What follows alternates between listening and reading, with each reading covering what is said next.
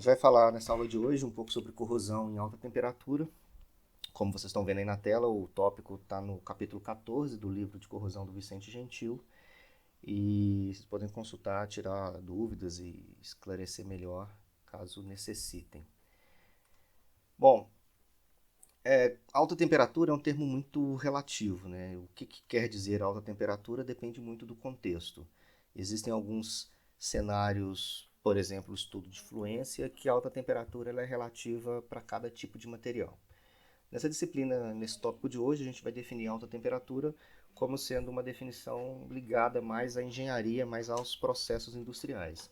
Então, alta temperatura seria relativa à temperatura ambiente que nós vivemos e como que os materiais se comportam em temperaturas mais altas. Então, são temperaturas tipicamente acima da temperatura de ebulição da água e a gente pode exemplificar isso como sendo temperatura de processamento de materiais. Então, a gente vai trabalhar em situações acima de 100, acima de 150, acima de 200 graus Celsius e como que os materiais metálicos se comportam e os cerâmicos se comportam nessa situação. Para esse tipo de aplicação, polímeros eles não são resistentes a temperaturas mais altas, então a gente não vai abordar a corrosão em polímeros e os materiais cerâmicos são bastante inertes aos processos corrosivos, eles são materiais quimicamente mais inertes e tipicamente resistentes a temperaturas mais altas. Porém, os materiais cerâmicos, como a gente já falou no início da disciplina, eles podem sofrer corrosão, podem sofrer degradação, dependendo do meio que eles estão aplicados. E eles são sensivelmente mais reativos a meios líquidos. Nessa faixa de temperatura que a gente está trabalhando aqui, processamento em temperaturas mais altas, acima de 100, 150 graus, os materiais líquidos são menos comuns, então os materiais cerâmicos eles seriam de uma forma transversal resistentes a esse meio. Em resumo, a gente vai falar basicamente de material metálico submetido à corrosão em temperaturas mais altas, onde a cinética da reação ela é mais acelerada por causa da temperatura, porém a gente tem uma condição de corrosão que a gente pode considerar uma corrosão a seco. Nessa temperatura não tem presença de eletrólito, a gente vai desconsiderar a presença de água, a presença de formação de pilha, a presença de qualquer outro mecanismo associado a eletrólito, e a gente vai trabalhar no conceito da corrosão do material metálico com o meio ambiente que estará no estado gasoso. Esse tipo de situação, vários autores definem como corrosão química, como reação do material com o meio ambiente sem gerar transporte de elétrons em distâncias perceptíveis. Quando a gente tem meio aquoso, formação de área anódica, área catódica, a gente tem um deslocamento de elétrons através do material metálico por um caminho perceptível, e esse fluxo de elétrons caracteriza o processo como corrosão eletroquímica. Nesse caso, mesmo tendo reação de oxirredução, por ser reação no estado sólido com material no estado gasoso, o transporte de elétrons se dá somente através da interface metal e meio ambiente, sem ter fluxo de elétrons no material metálico. Então, alguns autores chamam isso de corrosão química. Uma característica peculiar é que, na ausência de umidade, na ausência de eletrólito, vai formar o óxido no estado sólido, e esse óxido, normalmente no estado sólido, né, dependendo da temperatura, o óxido pode ser volátil, mas normalmente no estado sólido, e esse óxido vai ficar na superfície do material, atrapalhando o processo corrosivo. Em situações onde a gente tem eletrólito, muitas vezes o produto da corrosão fica distante do ponto de oxidação, e esse processo em meio aquoso não necessariamente tem a tendência a formar filme que protege a superfície do material. Já no caso da corrosão em alta temperatura, a gente vai ter a formação, se a temperatura for favorável a isso, a formação do material no estado sólido, e esse material no estado sólido forma uma película que passiva a superfície, que deixa a superfície mais resistente ao processo corrosivo. Aqui a gente tem a formação de alguns óxidos, então a gente tem óxido de alumínio, óxido de vanádio, óxido de cromo, óxido de ferro, titânio, silício, molibdênio, tungstênio, enfim, vários exemplos de materiais no estado oxidado, né, e a sua reação com oxigênio formando seu respectivo óxido. Aqui o ΔH e o ΔG dessa reação a 25 graus. Então ele considera a reação direta do material com oxigênio. Vocês podem observar que existe uma tendência termodinâmica favorável à reação com oxigênio. Materiais como cobre, como o níquel tem uma tendência termodinâmica baixa a reagir, a prata praticamente zero e o ouro uma tendência negativa, né? O ΔG sendo positivo, essa reação ela não é espontânea. Tanto o ΔH quanto o ΔG da reação de formação do óxido de ouro não é espontânea, o que indica que o ouro ele é um material, um dos, uma das exceções à reação com oxigênio. Aqui a gente pode ver que o alumínio tem uma tendência muito forte a formar óxido, muito maior que a do ferro. O cromo também aqui tem uma tendência a formar óxido um pouco maior que o ferro. No caso aqui, a formação da magnetita e aqui embaixo a formação da hematita. Deixa eu ver se tem o FeO aqui, não tem não. Então a gente pode observar que existem materiais que reagem com uma tendência maior, materiais que reagem com uma tendência menor, isso pensando do ponto de vista termodinâmico. Só que para a engenharia, essa tendência termodinâmica ela nem sempre é a única tendência a ser avaliada, né? Nós vamos ver aqui para frente que esses materiais eles podem ou não continuar o processo corrosivo de acordo com a formação da película e o que vai ser importante para nós na corrosão a seco é a taxa de corrosão, mais importante do que a própria tendência à corrosão. Voltando aqui, o alumínio é um material tipicamente conhecido como material resistente à corrosão, pensando aqui na reação com oxigênio, enquanto que o aço, que liga ferrosa, é um material que a gente conhece como não tendo tendência. E do ponto de vista termodinâmico, o alumínio oxida mais do que o aço. Então é um ponto de controle. Aqui a gente, como eu já tinha falado com vocês, a gente observa se a tendência termodinâmica ela é mais ou menos favorável e depois a formação do filme, se o filme é eficiente ou não, ele vai se traduzir em taxa de corrosão. Para nós o mais importante é a taxa de corrosão. Alguns materiais nessa reação com o estado sólido formam películas que quando atingem algumas dezenas e centenas de nanômetros começam a apresentar a formação de película com coloração perceptível. As películas mais finas, na ordem ali de 10, 20, 30 nanômetros, são transparentes à radiação visível, a gente quase não percebe elas. E alguns materiais têm uma tendência de formar uma película mais resistente, uma película mais protetiva. Quanto maior essa tendência de formar película protetiva, menor a espessura dessa película, porque logo nas primeiras camadas ali, monomoleculares, monoatômicas, ela já apresenta uma eficiente proteção contra o processo corrosivo, gerando uma excelente barreira e com a redução drástica da taxa de corrosão. Representando aqui um material de base ferrosa, as possíveis camadas que são formadas nesse processo.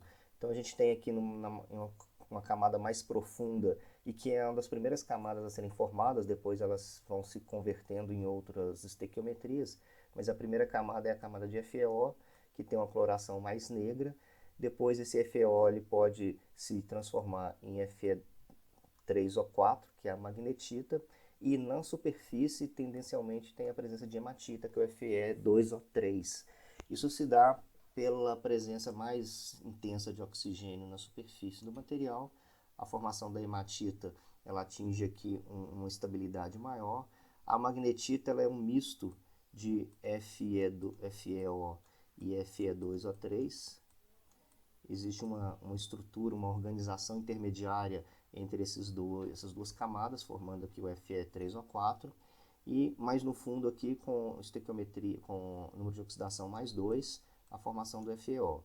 Com o passar do tempo, com a presença de oxigênio, com a difusão do oxigênio através das camadas, o estado de oxidação mais 2 é convertido no estado de oxidação mais 3, que é o caso aqui da magnetita, da hematita, é ferro mais 3. Então acontece aqui uma outra oxidação, né? A primeira oxidação do metal ferroso forma o estado mais 2, formando FeO, depois ele oxida de novo para ferro mais 3, formando aqui o Fe3O4 e a hematita, e são as camadas tipicamente encontradas. A hematita, presença de umidade, ela se hidrata, então essas estruturas, quando elas atingem a temperatura ambiente e em contato com a umidade, acontece a hidratação da superfície da hematita, formando aquela coloração avermelhada característica da ferrugem.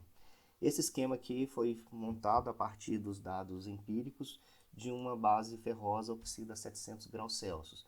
Então a gente vai ter uma coloração preta azulada na superfície, se hidratar fica vermelho, e uma coloração negra na base. Muitas vezes é comum a gente encontrar esse tipo de estrutura. Essa estrutura superficial ela é pouco aderente, então a gente consegue remover essa superfície com uma certa facilidade, remover mecanicamente, e ele expõe a base aqui mais escura, característica do FeO. Aqui só mostrando essas composições que podem ser naturais também. Então aqui um exemplo da magnetita e da ferrita. Eu não encontrei um mineral à base de FeO para mostrar para vocês, mas ela tem uma coloração negra, típico de... Sabe aquelas panelas de ferro fundido que tem chapa para fazer bife, chapa de misteira e panelas e caldeirões de ferro fundido? Tem uma coloração preta característica do FeO. Ele, no caso de ferro fundido, ele é obtido através de um processo termoquímico, né? O material ele é colocado em presença de óleo e depois ele é colocado numa estufa para poder acelerar a formação do FeO. A presença de óleo inibe o contato com oxigênio, inibe a formação de Fe2O3 e de Fe3O4. Então aquela coloração típica de peças feitas de ferro fundido, aquela coloração preta típica de peças de ferro fundido, é a característica visual da wulstita. Em casos de processamento de materiais, em processamento de ligas ferrosas em altas temperaturas, é muito rápido esse processo, a gente consegue visualizar o crescimento da camada. Em processos como processos de laminação a quente ou de forjamento, vocês podem observar essas manchas que ficam aparecendo na superfície do material. Essas manchas são características dessa reação em alta temperatura, e o material é tipicamente conhecido, o material formado aqui do produto de corrosão é tipicamente conhecido como carepa. Aqui à direita vocês podem ver camadas que foram desplacadas com essa coloração preto azulada e já um pouquinho de hidratação aqui nessa amostra, provando a formação de ferrugem pela hidratação da hematita. Bom, esse mecanismo de corrosão em alta temperatura, ele se passa pela difusão de cátions e de ânions através da camada. Eu vou mostrar aqui de uma forma esquemática para vocês. Isso vale para todos os materiais metálicos que oxidam, né, tirando o ouro. No início, então, a gente tem um material metálico com sua tendência termodinâmica de formar cátion. Aqui representa a formação desse cátion. O material na forma catiônica fica na superfície, então vamos pegar aqui um átomo como exemplo, ele oxidou, formou cátion, e o elétron liberado fica na superfície do material metálico.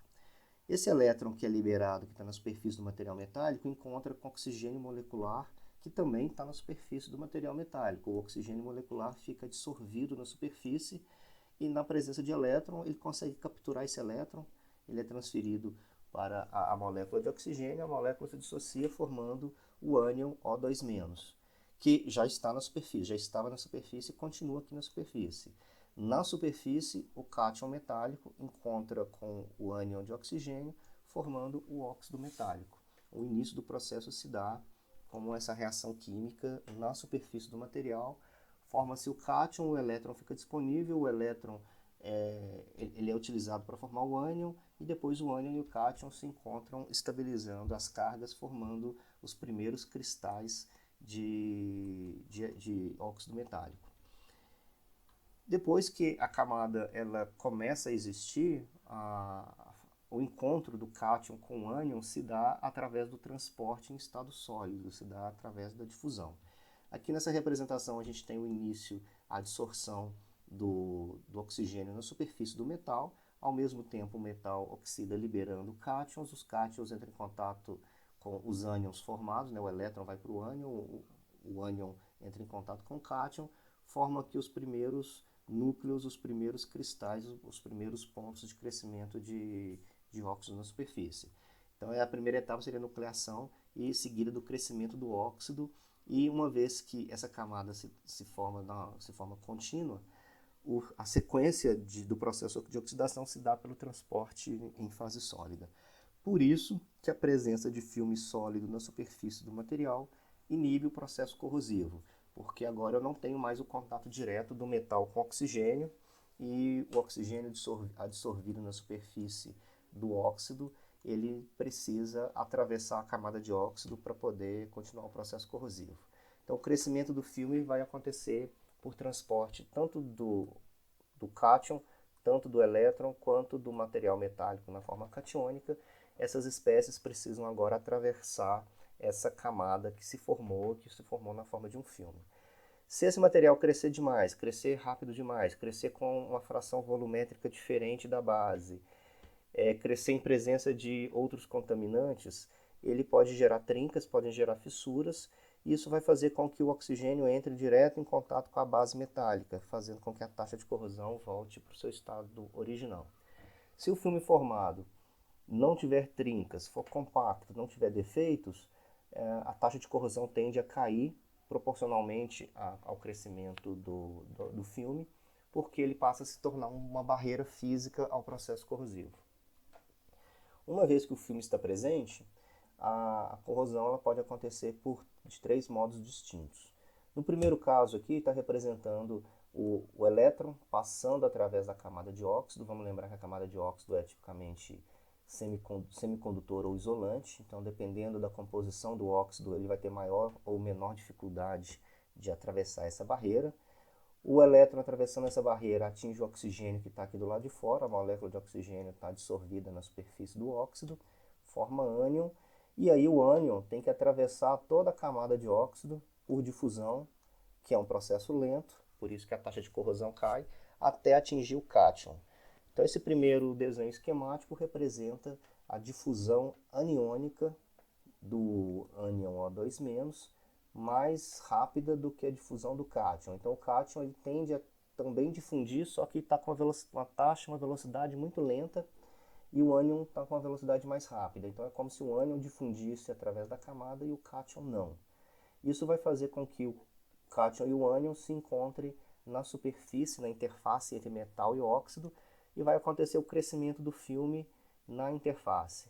Todos os cátions que forem gerados aqui na superfície do material metálico vão permanecer na superfície até que o ânion, todos é modo de dizer, né? Uma grande parte, né? Vai permanecer na superfície até que o ânion atinja a superfície para poder estabilizar e formar cátion. Exemplos de materiais onde acontece a difusão aniônica, onde o oxigênio se difunde mais rápido, são o titânio e o zircônio. O contrário também pode acontecer, a formação do cátion na superfície metálica, o cátion se difunde com uma velocidade maior do que o ânion. É como se o cátion difundisse e o ânion não difundisse.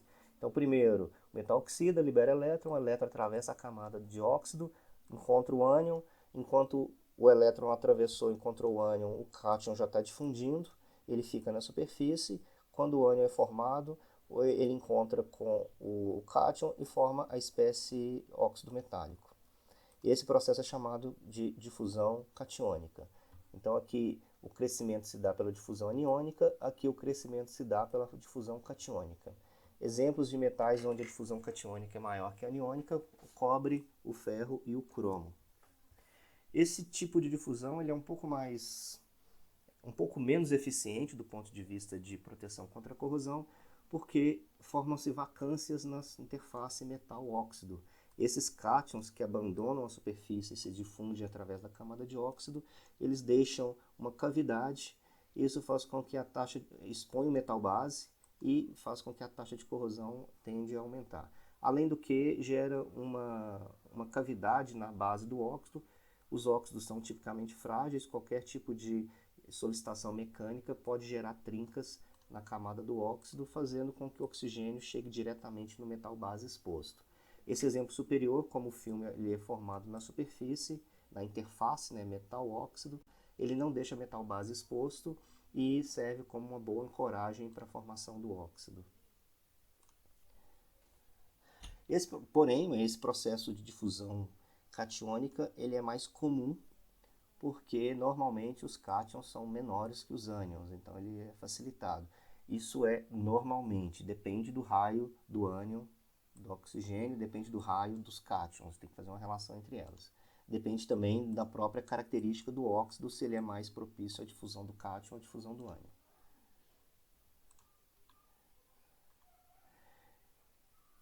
Um outro exemplo que acontece com o alumínio onde é um tipo de óxido extremamente isolante, a resistividade do óxido é muito baixa, ele faz com que a etapa lenta seja a passagem do elétron pela camada de óxido.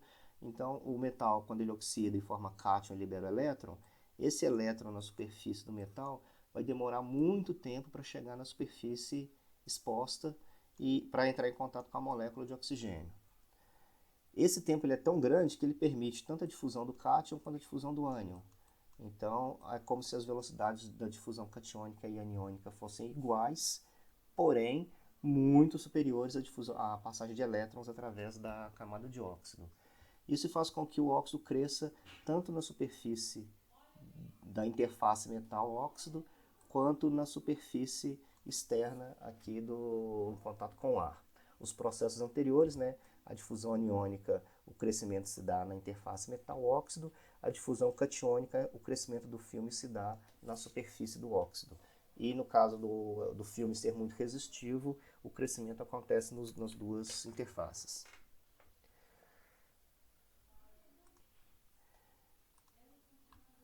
Bom, essa taxa, né, como eu comentei com vocês, o importante na engenharia é a gente conhecer a taxa de corrosão do que a tendência termodinâmica. Tudo bem, a tendência termodinâmica é importante também, mas a taxa de corrosão é que vai ser o fator mais importante para saber se o material por quanto tempo o material vai funcionar, por quanto tempo o material vai estar presente. Uma forma bastante comum de medir taxa de corrosão é através da variação da massa. A gente tem uma área exposta e a gente monitora a variação da massa em função do tempo. A variação da massa ela pode ser positiva ou negativa. A gente vai desprezar nesse tipo de consideração aquela variação de massa negativa, ou seja, uma perda de massa, porque o óxido está caindo. O que acontece, por exemplo, com a ferrugem, que a ferrugem tem uma baixa aderência ao substrato ferroso e ela se desplaca, igual eu mostrei para vocês, a formação de carepa que se desprende com muita facilidade. A gente vai considerar o seguinte: se forma filme, se forma produto de corrosão na forma sólida, a massa aumenta, porque eu estou incorporando oxigênio que estava no estado gasoso, que agora vai participar do meu sistema no estado sólido. Então a massa aumenta, é como se a gente tivesse um corpo de prova dentro de um becker, dentro de um recipiente. A variação negativa ela só vai acontecer se o filme formado for no estado gasoso, que é o que acontece, por exemplo, no caso do molibdênio e do tungstênio, que formam óxidos voláteis. Em temperaturas acima do ambiente, esses óxidos eles se formarão no estado gasoso e a gente tem uma perda de massa. A formação no estado gasoso ela vai ter uma taxa constante, ela tem um comportamento de variação de massa em função do tempo linear. Então, se a gente pegar aqui uma variação de -1 num tempo igual a 1, depois a gente vai encontrar uma variação de -2 num tempo igual a 2. Essa, não necessariamente 1 para 1, né, mas ela pode ser mais ou menos inclinada, mas sempre constante. Isso acontece porque o metal base está exposto o tempo inteiro. Então não há nenhum mecanismo de reduzir o processo corrosivo como acontece quando forma-se no estado sólido. Já a variação de massa positiva, o material formado no estado sólido, ele pode ter um comportamento linear quando o material formado tem uma tendência muito grande a desplacar ou a formar trincas, e o material formado não se apresenta na forma de um filme contínuo, e uma tendência parabólica ou exponencial quando o material formado no estado sólido tem a tendência a formar filme. Ele pode ser mais ou menos protetor, mas ele atrapalha o processo corrosivo. Então, inicialmente, a gente tem uma taxa de corrosão mais alta, num tempo igual a 1, ele teve aqui uma variação de massa igual a 1, num tempo igual a 3, ele teve uma variação de massa menor do que 3. Ele vai reduzindo e vai freando o processo corrosivo, como se fosse aqui uma parábola em torno do eixo X. Esse é o processo mais comum, né? É o exemplo do ferro, do níquel, cobre, alumínio, cobalto, silício. Exemplo de comportamento linear tanto no nióbio e exemplo de comportamento de formação no estado gasoso, molibdênio e tungstênio. Essas taxas de corrosão, a gente consegue encontrar essa taxa de corrosão através de um estudo gráfico, através de uma análise empírica, onde a gente tem a variação da massa em função do tempo e e vai existir uma constante de proporcionalidade entre esses dois termos. Então, no caso parabólico, seria ΔM ao quadrado igual a uma constante vezes o tempo. No caso do linear, vai ser o ΔM constante vezes o tempo, tanto para o negativo quanto para o negativo. A diferença aqui é que a constante é positiva, aqui a constante é negativa. Essas constantes, elas são constantes em temperaturas fixas e variam exponencialmente com o aumento da temperatura.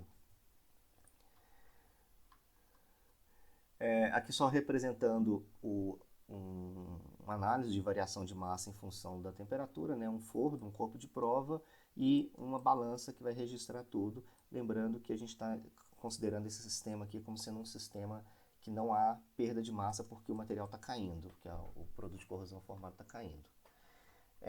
Só relembrando aqui, então, constante linear, variação de massa em função do tempo, constante parabólica, variação de massa ao quadrado em função do tempo. Aqui eu estou mostrando o comportamento dessas constantes em função da temperatura. Então, tanto a constante linear quanto a constante parabólica vai ter um comportamento exponencial em relação à temperatura, que segue a lei de Arrhenius, onde existe uma constante pré-exponencial, E elevado a menos Q sobre RT. Então, a gente tem aqui a constante e a temperatura. E ela vai ter um comportamento aqui inverso da temperatura. À medida que a temperatura aumenta, a constante vai ter um acréscimo aí bastante representativo. É possível encontrar essas constantes através de uma análise gráfica. Se a gente plotar o log neperiano da constante em função do inverso da temperatura, a gente encontra uma inclinação da reta, e essa inclinação da reta vale menos Q sobre R, onde Q é a energia de ativação e o R é a constante universal dos gases. Com o incremento da temperatura, as constantes vão ficando cada vez maiores, trazendo um aumento da taxa de corrosão com o aumento da temperatura. Basta a gente conhecer o valor de Q, que a gente consegue calcular a constante para cada temperatura, né? Desculpa, Q, e obviamente a gente precisa do valor do pré-exponencial.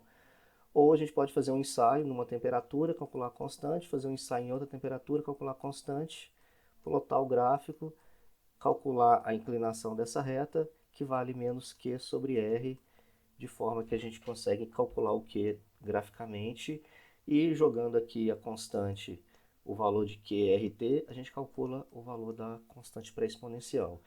Uma vez que a gente conhece a constante pré-exponencial e o valor Q, a gente calcula a constante em qualquer temperatura que a gente quiser.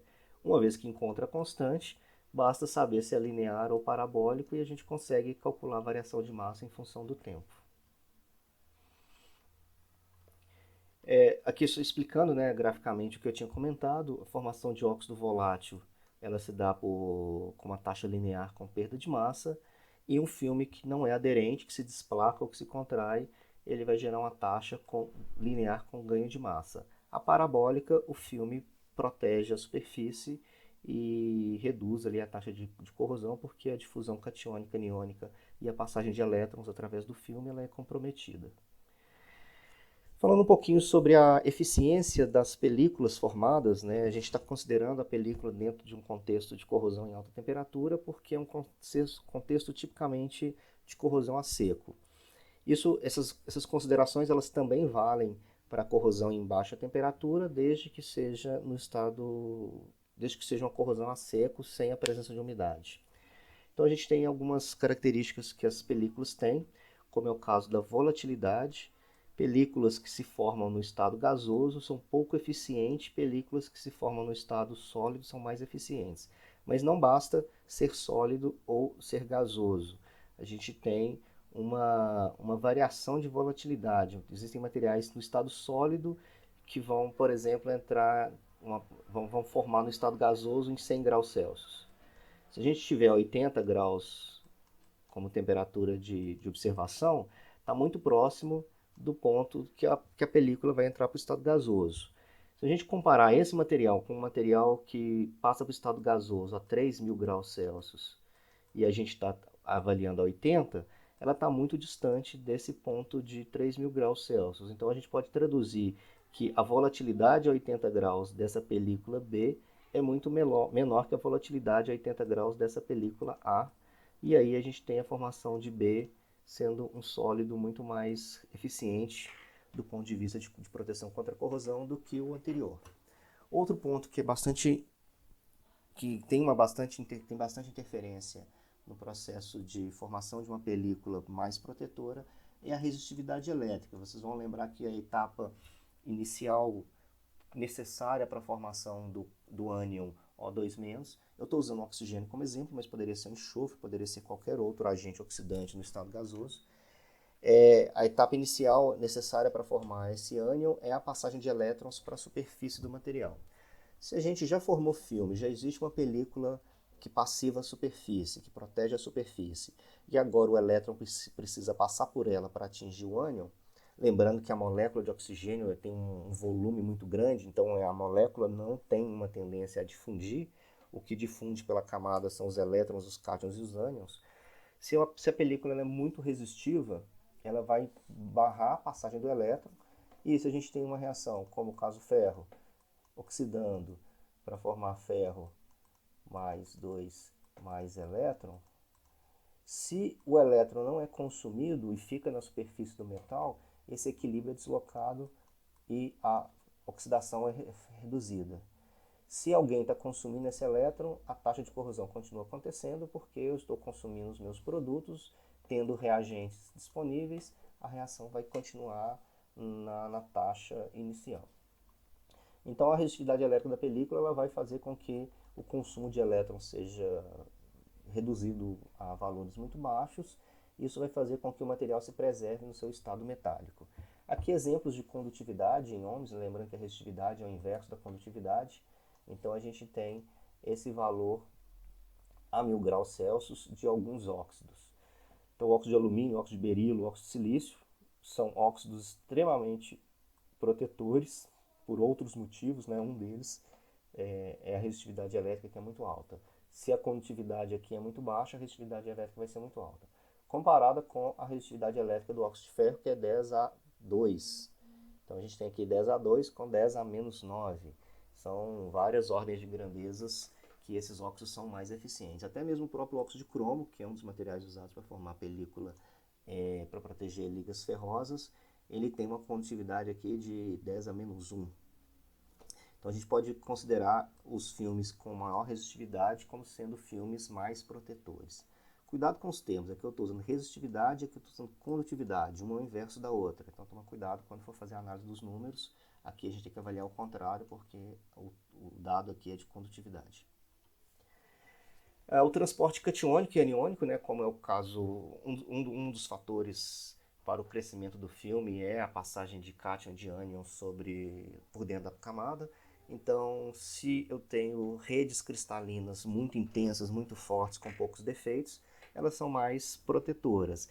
Redes cristalinas com baixa interação, ligações químicas entre as espécies com menor intensidade ou com presença de muitos defeitos, muitas cavidades, muitas vacâncias, muitas... Como é que chama onde tem ali fugiu o nome. A gente tem defeitos como vacâncias, como discordâncias, e a presença desses defeitos aumenta o transporte catiônico. É um fator a se avaliar e filmes onde tem um transporte catiônico reduzido, eles são mais eficientes, além da condutividade, além da volatilidade, além das outras características. A aderência, obviamente, é fundamental, né? A gente está falando de uma película protetora que se não tiver aderente, se não tiver presa na superfície, ela não vai atuar como película, ela vai deixar a superfície exposta, não precisa nem a gente entrar muito no detalhe de como que a aderência influencia em relação à eficiência da proteção. A plasticidade ela é útil quando a gente tem solicitação mecânica no material metálico. Os filmes que são pouco plásticos, eles tendem a fraturar. Por exemplo, o material metálico ele dilata termicamente, algumas vezes ele é submetido a alguns esforços elásticos que geram uma deformação elástica no material. Se o filme é muito frágil, ele pode trincar e na presença de trincas o processo corrosivo continua. Então, os filmes eles têm que ter uma certa plasticidade. Obviamente que a gente não está falando de plasticidade igual os polímeros, igual os metais. Estamos falando de filmes cerâmicos, mas eles podem ser mais ou menos plásticos. Todos eles são tipicamente frágeis, mas uns mais frágeis do que os outros, né? Então isso vai ser um fator positivo. A porosidade também não precisa entrar muito no detalhe, porque quanto mais poro, mais defeito, mais entra oxigênio direto na superfície metálica. A formação de filmes com baixa porosidade é mais eficiente do que alta porosidade. E aqui a gente já pode dar alguns exemplos. A formação de Fe2O3, FeO, eles são muito porosos, são pouco aderentes e têm um transporte catiônico bastante acentuado. Já o óxido de alumínio, o óxido de cromo, o óxido de silício, de berilo, que são os 4 óxidos mais protetores, eles têm um transporte catiônico reduzido, são muito aderentes, têm uma certa plasticidade que garante funcionar em diversas situações de trabalho e não são porosos, são bastante densos e bastante aderentes. Outros fatores, como solubilidade. Solubilidade no meio corrosivo, a gente está pensando aqui, obviamente, em corrosão atmosférica seca por causa da temperatura, mas a gente pode aumentar essa análise de propriedade do filme e trazer isso para uma aplicação corriqueira no dia a dia, onde já existe uma película, como é o caso do oxinox, como é o caso do alumínio, já existe uma película formada na corrosão atmosférica seca, lá na etapa de processamento do material, lá quando o material estava em alta temperatura, e depois ele é aplicado em presença de umidade, em presença de água. Se o filme é solúvel nesse meio, ou até mesmo se ele é solúvel no meio gasoso que está sendo submetido ao material, a película vai se desmanchar, não vai ficar mais na superfície do material. A pressão de vapor é uma característica de alguns sólidos e principalmente de líquidos que traduz o efeito da volatilidade. Quanto maior a volatilidade, maior a pressão de vapor. Então a pressão de vapor é um termo, é uma forma de se medir a volatilidade da película e a gente já falou da volatilidade instantes atrás. A questão da expansão térmica, né, a gente está falando aqui de dilatação térmica, o quanto que ele vai acompanhar a dilatação e a contração do material metálico.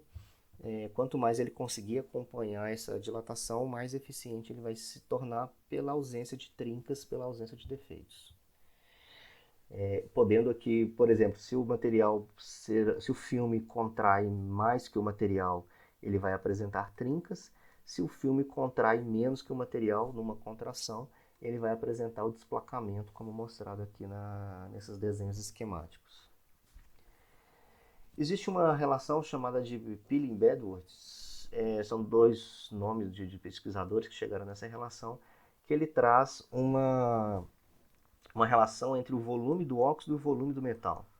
Essa relação ela tende a informar se o material, durante a formação do filme, se ele vai ter uma característica de contrair em relação à base ou se vai ter uma característica de dilatar em relação à base. Então, ele trazendo esse comportamento de expansão volumétrica na formação do filme, já vai dar um direcionamento se os filmes terão a tendência a trincar ou se terão a tendência a desplacar. Se os filmes se comportarem exatamente como os materiais metálicos, tiver uma relação próxima, vai dar um valor em torno de 1. Então essa relação de Peeling e Bedworth próxima de 1 representa filmes que não têm tendência a desplacar nem a formar trincas. Relações muito diferentes de 1 vão indicar uma tendência maior a contrair, formar trinca ou a dilatar e desplacar. Aqui é só explicando o que é, então o M maiúsculo é a massa molar do óxido, o D é a densidade do metal, o N, o número de átomos da fórmula metálica, que vai depender de quantos átomos metálicos vão ser necessários para formar uma estrutura de óxido, D maiúsculo, a densidade do óxido, e o M pequenininho, a massa molar do metal. Então essa relação traz o volume do óxido em relação ao volume do metal. Essa tabela mostra para vocês o número já calculado dessa relação de Peeling-Bedworth para alguns óxidos. Vamos pegar aqui o óxido de cádmio próximo de 1 com 1,22, o de magnésio próximo de 1 com 0,81, né? Esse aqui seria o valor. Eita, deixa eu voltar aqui. Esse aqui seria o valor tipicamente esperado para esses materiais, em torno de 1. Valores muito menores ou muito maiores do que a unidade representam filmes que têm uma tendência a formar, para desplacar ou a formar trincas, né? A gente vê aqui os óxidos de ferro com uma tendência, com uma relação maior com a tendência a desplacar e como ele desplaca, ele acaba não sendo aderente. Já esses óxidos aqui têm a tendência a trincar demais e deixar a metal base exposto quase que o tempo todo. O alumínio, mais uma vez, aqui se apresentando com uma característica favorável, com uma relação pequena entre a formação do filme, o volume do filme e o volume do material metálico.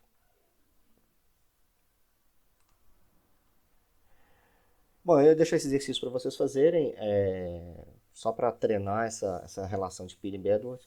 Não vamos passar aqui na hora da sala, na aula não, mas depois vocês fazem em casa.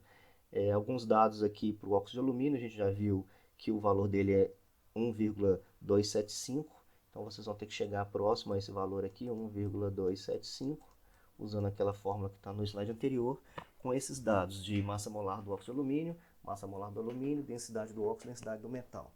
Fazem essa continha aí depois só para a gente treinar e para eu poder colocar isso na prova para cobrar de vocês. Relação maior do que 1, filmes porosos. Relação menor do que 1, filmes porosos, cheios de trincas. Relação maior do que 1, os filmes não são porosos, têm a tendência a ser protetores, mas se for muito maior, eles vão se desplacar e vão se soltar. O ideal é ter valor próximo de 1 para que ele que ele não tenha trincas e que não desplaque.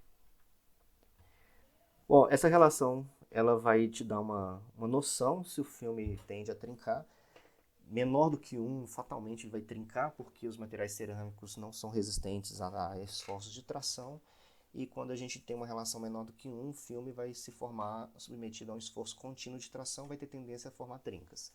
Já relação superior a 1, a tendência do filme se formar é sob compressão. Os materiais cerâmicos são muito resistentes à compressão, até certo limite. Porém, se for muito volumoso, ele pode desplacar por ausência de espaço para ele se formar. Mas assim, essa relação vai dar uma noção, é só mais uma das características que podem ser avaliadas na análise da tendência do filme ser mais ou menos protetor. Essas relações elas não podem ser formadas, não podem ser usadas de forma isolada. Se a gente pensar assim, o óxido de tungstênio, o WO3, ele é protetor, mas acima de 800 graus o material é volátil. Então, se a gente for usar uma estrutura contendo tungstênio, ela vai ter um problema de volatilidade. O óxido de magnésio, ele tem uma taxa de corrosão linear acima de 400 graus, mas em baixa temperatura ele é protetor. Aqui a gente tem uma tendência a volatilizar o óxido e a formar muitas trincas, muitos defeitos no material. Então, assim, essa relação ela só é mais uma característica a ser levada em consideração, ela não pode ser usada de forma isolada para definir se o filme é ou não protetor. As películas formadas mais finas e que são protetoras, aderentes, com alta resistividade, elas são mais eficientes porque películas finas se comportam melhor a esforços de flexão. A gente considera aí películas finas na ordem de alguns nanômetros, né, até 40, 50, 100 nanômetros. Elas são invisíveis, mas são altamente protetoras. Materiais que têm filmes que não são tão protetores assim, essas películas vão crescer acima desses valores, chegando até vários milímetros de espessura, e quando elas passam ali da casa dos 50 nanômetros, elas já começam a ser visíveis. A gente tem aqui uma liga ferrosa aquecida a 400 graus em presença de ar atmosférico, e aqui o tempo de exposição e a cor da película que foi gerada, e depois uma medida de espessura. Essa medida aqui está em angstroms, né? Então a gente tem aqui 1 minuto formando uma película amarela, depois laranja, depois vermelha, violeta e azul escuro, que é o mais comum. Se a gente pegar uma pecinha metálica, colocar no fogo, até mesmo uma pecinha de aço inox, encostar ela ali na chama do fogão, deixar um tempinho, vocês vão observar a formação de uma película mais escurecida com tons de violeta e de azul escuro em algumas camadas. Falando um pouquinho sobre a produção artificial desses filmes para que o material se torne naturalmente protetor, isso acontece muito com titânio, com alumínio e com aço inox. A gente já compra os materiais contendo essa camada de filme, por exemplo, o alumínio, lá na etapa de processamento do alumínio, essa formação ela já acontece no processamento, principalmente processamento a quente do alumínio, do aço inox, do titânio, se forma essa camada. É possível criar camadas com espessuras variáveis por um processo conhecido como anodização. Essa película ela é crescida por passagem de corrente elétrica em baixa temperatura, em meio aquoso. Então essa película ela vai crescer até alguns milímetros de espessura, e pode ser inclusive colorida. Tem um trabalho que foi feito com o pessoal da UFMG, que eles fizeram aço inox colorido, aí tem algumas tonalidades próximas ali do azul, onde eles crescem artificialmente essa camada de óxido. Esse exemplo que eu estou mostrando para vocês aqui é do alumínio, e esse processo de anodização do alumínio ele é bastante empregado para efeito estético e também para gerar um produto com uma maior resistência à corrosão. Quando a gente compra o alumínio anodizado, ele já tem uma camada crescida. Não é o caso de se fazer em alta temperatura, o processo convencional utiliza-se solução ácida e passagem de corrente, mas também poderia ser possível fabricar ele em alta temperatura. O efeito final seria mais ou menos o mesmo, só não daria o mesmo efeito estético. Esse alumínio anodizado ele apresenta algumas cores, essas cores são obtidas por corantes, que são usados no processo, e esses corantes ficam impregnados dentro da estrutura do óxido que foi crescido, gerando assim um padrão estético bem interessante e de quebra uma resistência à corrosão maior pelo crescimento do filme. Eu também vou deixar para vocês um vídeo mostrando esse processo de anodização do alumínio, que é bem interessante e ele explica ali didaticamente como é feito esse processo, como que o filme cresce e como que é possível colocar o corante dentro da estrutura do óxido. Se vocês pesquisarem no YouTube, existem vários vídeos de anodização caseira, mostrando ali uma simples passagem de corrente com um carregador de celular, um carregador de computador, já gera uma corrente contínua capaz de formar esse processo. E tem vários videozinhos mostrando como se fazer isso. O que eu vou deixar para vocês, obviamente, é um processo industrializado, um processo industrial para anodização, que está mais dentro do que a gente espera que vocês entendam e aprendam. Os meios corrosivos em alta temperatura, muitas vezes a gente trabalha com outros materiais, outras moléculas no estado gasoso, e essas moléculas podem trazer um processo corrosivo diferenciado. Eu falei para vocês, como exemplo, todo o processo envolvendo oxigênio, mas pode, por exemplo, ter enxofre ou compostos de base de enxofre, como o caso do SO2, do SO3, que eles vão reagir com a superfície de uma forma bastante similar. Vai haver uma reação química com a superfície e a formação de um sulfato, por exemplo, se for o ferro como metal base, a formação de um sulfato ferroso, em vez de formar o óxido de ferro, forma o sulfato de ferro. Gases de carbono, como CO e CO2, podem formar carbonatos na superfície. Isso acontece às vezes até em corrosão à temperatura ambiente. Eu não sei se eu cheguei a comentar com vocês, tem a Estátua da Liberdade nos Estados Unidos, que ela hoje é verde. Ela é feita de um recobrimento externo ali de cobre. Esse cobre reage naturalmente com a atmosfera, formando óxido e formando carbonatos. A coloração verde da Estátua da Liberdade é pela formação de carbonato de cobre, associado ali ao CO2 atmosférico, a maresia, a presença de umidade. O óxido ele é convertido em carbonato e o carbonato ele é protetor, mas tem essa coloração verde típica de produto de base cobre contendo um certo grau avançado de corrosão.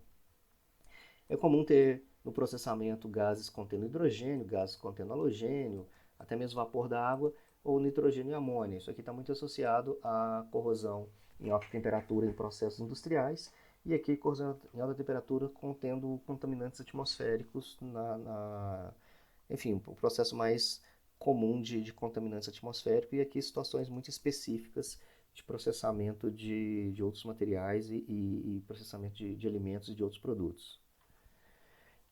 Aqui um exemplo de reação do ferro com enxofre, né, formando sulfato. Esse sulfato depois ele pode reagir com outras estruturas, formando outros compostos. Então, eu falei sulfato, mas é sulfeto, gente, desculpa aí a gafe. O sulfato é o SO4 e o sulfeto é o S sozinho. Corrija aí no slide anterior que eu mostrei para vocês aqui, é formação de sulfeto, não de sulfato. Nesse caso aqui, o primeiro forma-se o sulfeto metálico e ele não é protetor, tem bastante defeitos aqui na rede cristalina, vacâncias, tem uma relação ruim de Pilling-Bedworth e ele tem ponto de ebulição e fusão baixo. Além do que ele pode reagir com a atmosfera contendo H2 e formar aqui um sulfato de ferro que é solúvel em meio aquoso, que é menos protetor ainda.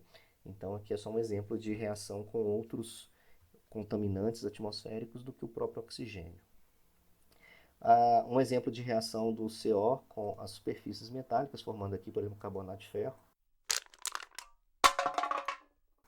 E o efeito que o carbonato de ferro pode gerar no material, ele pode inclusive reagir com os elementos de liga, formando a precipitação de carbonetos e até mudar a composição da superfície da liga. Além de não ser protetor, nesse caso aqui específico, ele ainda pode gerar um efeito secundário de mudar a estrutura da superfície do material. Aqui mostrando um efeito a 1100 graus Celsius, né, a formação de uma camada de Cr2O3 reagindo com o CO, formando o carboneto de cromo, liberando assim o CO2. Então são exemplos de reações que podem acontecer. Essas reações podem ser de carbonatação ou de descarbonatação, dependendo da situação. Aqui uma reação de carbonatação, onde o carbono passa a incorporar o material na superfície. Isso pode ocorrer direto no material cromo ou do cromo proveniente do aço inox, né, da composição química ali do aço inox. Continuando aqui, falando sobre a descarbonatação, a reação do material Fe3C, esse é a composição de alguns aços, né, a fase de cementita de alguns aços, pode reagir com hidrogênio, formando aqui, de novo, o ferro e o CH4. Ah, professor, mas está formando ferro, então não é ruim. Não, no caso é ruim porque a cementita é uma estrutura necessária nos aços que gera propriedade mecânica. Tá tudo bem que não está oxidando para perder o aço para a formação de óxido, mas você está tirando um elemento estrutural da liga, que voltando o material para um estado de resistência mecânica menor. Então, um exemplo também de descarbonatação, a reação direta com CO2, formando CO e fazendo o material voltar para o estado ferroso.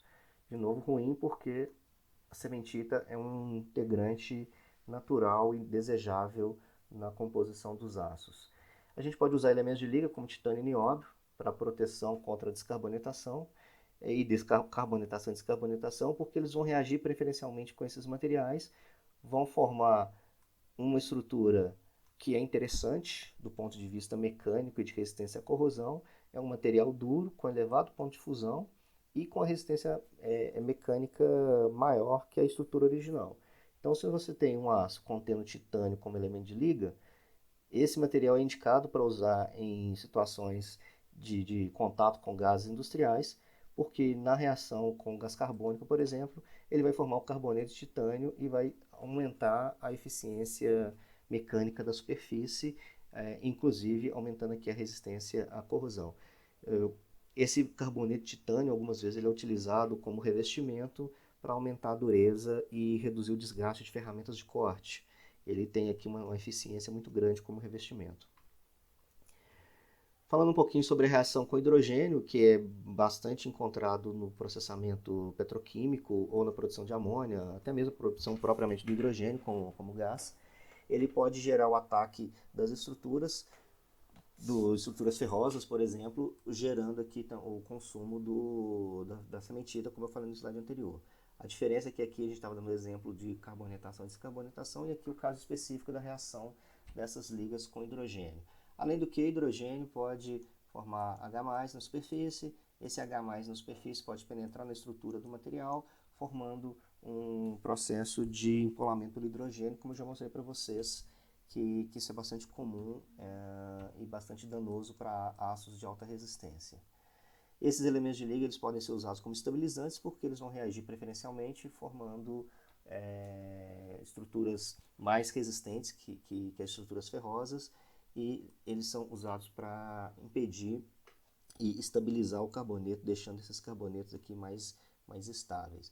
No processamento, esses materiais também podem reagir com o carbono, formando carboneto de titânio, carboneto de vanádio, carboneto de cromo, que passam a fazer parte da composição da liga e deixar a liga mais resistente ao hidrogênio. A reação com os halogênios, só lembrando aqui, né, na tabela periódica onde eles ficam, esses gases da coluna 7A aqui são os halogênios. No processamento de alguns polímeros é possível ter emissão de cloro, emissão de flúor, né? Estou falando aqui de PVC e Teflon. Esses materiais eles podem reagir, formam tendencialmente materiais voláteis e que não têm característica protetora. Então, atmosferas contendo esses gases, eles vão oxidar, vão reagir com a superfície metálica, formando halogenatos de materiais metálicos, e esses materiais eles não vão ter característica protetora, o que vai gerar uma taxa de corrosão mais intensa no material. Eu falei halogenatos, são halogenetos metálicos, tá? Desculpa de novo o termo. Aqui alguns exemplos deles, a reação do óxido de alumínio já como camada protetora reagindo com o gás cloro, formando halogeneto de alumínio, o cloreto de alumínio, que é solúvel e nada protetor. Então a gente tem aqui essa reação em duas etapas, mostrando primeiro a reação com o carbono, depois a reação com o cloro. Mas o produto final é um cloreto bastante solúvel. Isso pode acontecer, por exemplo, em incineradores de lixo. Produtos que são incinerados, que podem ter na sua composição a molécula o átomo de cloro na sua composição e que na incineração forma o gás cloro. Também, às vezes, no processamento de metais como sódio, que é feito pela eletrólise de salmoura, a gente tem a formação do gás cloro como produto secundário. O próprio processamento, né, fabricação de gás cloro para fins industriais. Aqui estão fazendo um resumo com a temperatura máxima, considerando uma série de fatores, considerando a formação do óxido, a taxa de corrosão, considerando a aderência, considerando a volatilidade. A gente tem aqui alguns materiais e uma temperatura máxima de operação, principalmente em presença de cloro. Né? Principalmente não, nesse caso aqui é uma tabela que traz a temperatura em presença de cloro, porque a partir daí a reação com esse gás se torna bastante intensa. Então tem aqui aço comum, aço inoxidável, cobre, níquel, alumínio, tântalo, mostrando aqui que acima dessa temperatura a reação com o cloro, com o gás cloro, vai ser bastante intensa e prejudicial para essas estruturas. Lembrando que o titânio, como exemplo contrário, ele não pode ser usado em presença de cloro porque ele entra em ignição, ele pega fogo em contato com o cloro a partir de menos 18 graus Celsius. Então a presença de estruturas ou componentes com base de titânio é extremamente proibida em locais onde tem a produção de gás cloro ou na incineração de resíduos.